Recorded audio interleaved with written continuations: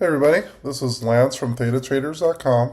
This video I want to go over why it's not necessarily a good idea to be going for really high returns per month. We're going to look at some of the data and what could possibly happen in different positions if you happen to aim for really high percentages. My typical goal is 2.5% per month, and that might even be a little bit aggressive. For my individual trades on credit spreads, that's what my goal is. For covered strangles on stocks that I'm more of a investing over trading type mindset, I'm okay with 2% a month as well. You could possibly get higher returns just in general if you sell higher delta puts, for instance. You're going to take in more premium, and that could possibly give bigger returns. However, if the market drops and you sold a put, you could possibly get a sign and it keeps dropping, and then it could be a really tough situation. So I'm going to go over an example of one that is a little bit underwater, however, going to be able to manage it pretty carefully, and then some others that are a little bit on the safer side. So I try to do a mix of both for people that are in ThetaTraders.com. Let's look at some examples. All right, so here's an example of a position where I wasn't necessarily going for a really high percent gain. However, it was pretty big of a downturn, and some of the issues with selling premium at a really high delta and what could possibly happen. So this is SOUN. It was very bullish in 2024 into early 2025, and then it dropped quite a bit, had some down earnings, and we're continuing to get on a downtrend. Right here is where I sold a 17-16 put put ratio spread, where I bought 117 and sold 216 puts, and it did go below the 16. So you can see here we're in the 14-15 range. I was able to take the max profit on one of the 16 puts. So I essentially treated it as a put debit spread with an additional sold put. And since it was below 16 near expiration, I was able to close that out near a max profit. However, I took assignment on the other 16 put, and we are continuing on a downtrend. We're currently at 10.86. This is actually my only negative position that I have in all of my covered strangles. So just wanted to go over some of the issues with selling really volatile positions. All right, so you look at SOUN now, 10.31.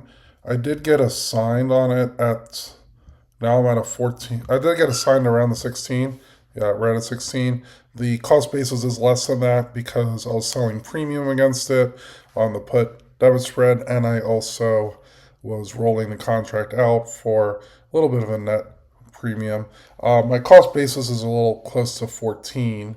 So what it is, I sold a 14 covered call on Friday, took in $90, which lowers the cost basis again, another $90. So my cost basis is close to the 13. However, we are at 10.25, 10.26, which means that it's about a $250 or so loss right now. The PLL open is not quite accurate because I did take in a lot of premium while getting into that position.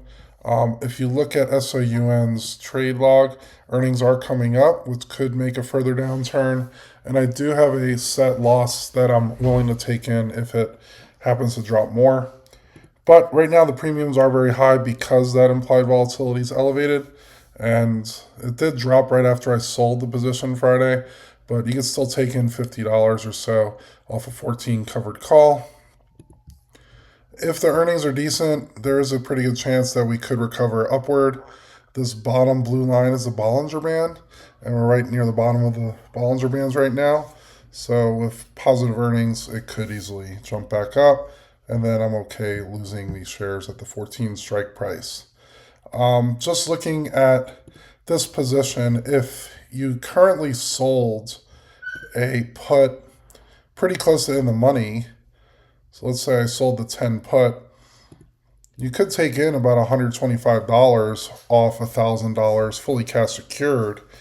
And if you sell it off margin, you only need about $183. So that's over 10% return in a month.